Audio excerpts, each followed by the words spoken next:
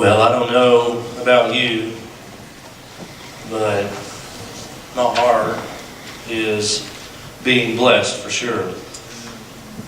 We come to a moment in our worship service today for response. Most churches call it an invitation. We call it that too. It's just a response to what you've heard. And we've heard a lot. We've heard a lot about this Emmanuel, the one that has come, this God that has done so much for us, that has brought life and peace and glory to us and to our lives, and has brought unmatchless grace to us. In the very beginning, in the Garden of Eden, when sin entered the world, Adam and Eve, the very first two, were kicked out of the original home because of their sin. And from that time, sin has always separated people from the Lord. Sin is the only thing that separates us from God. And then we get to the Gospels in the Bible where Jesus comes.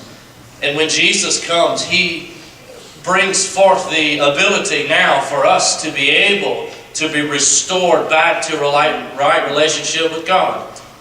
And we are able to come, what some people say would come home to what the original state was. We are restored back to the Lord. And I know many people in here have done that. You've trusted in this Jesus. You've placed your faith in Jesus Christ. You've done that. I've been overwhelmed just sitting here in my own little world. I've just been overwhelmed and reminded of the value of knowing Jesus. Just the great value that I have in this awful place, world. The value that I have of knowing who Jesus is. And not just having a head knowledge, but having a faith knowledge of who Christ is, that He was the one who came and died on the cross for my sins. Because I was the outcast. I was the unworthy. I was the unwanted.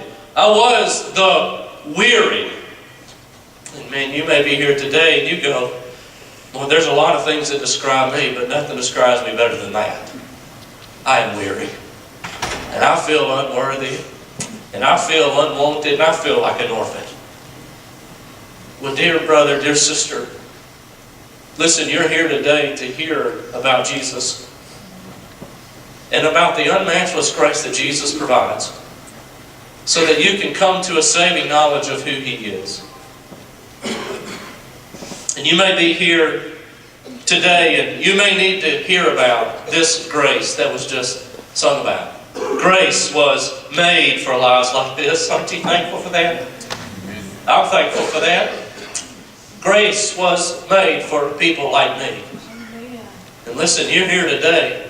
You may feel that way. You're an orphan. You feel unwanted, unused. You're spinning your wheels in life. Nothing seems to be going right. You got a void in your heart, in your life, and you've tried to fill it with all kind of things, and you keep finding yourself in brokenness. That's all you keep finding yourself in. You may find joy for a period of time, but you find yourself right back into brokenness.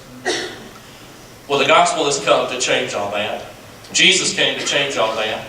If you place your trust in Him, you will be restored back to a right relationship with the Lord. You may be here today. I love the words of one of the songs. Who is the one who will not condemn us? I like that. It's one of my favorite verses in the Bible.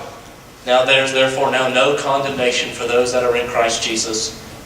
I'm thankful for that. Why would He come to shoulder our sentence? Nothing we've done will keep Him from giving us grace. I've done a lot that God should not give me His grace. But I'm thankful that it's not up to me. I'm thankful that I put my faith in Jesus. And because of His perfection, I received the amazing grace of God. God's only Son, embracing our weaknesses, He overcomes all death, and He frees us to live.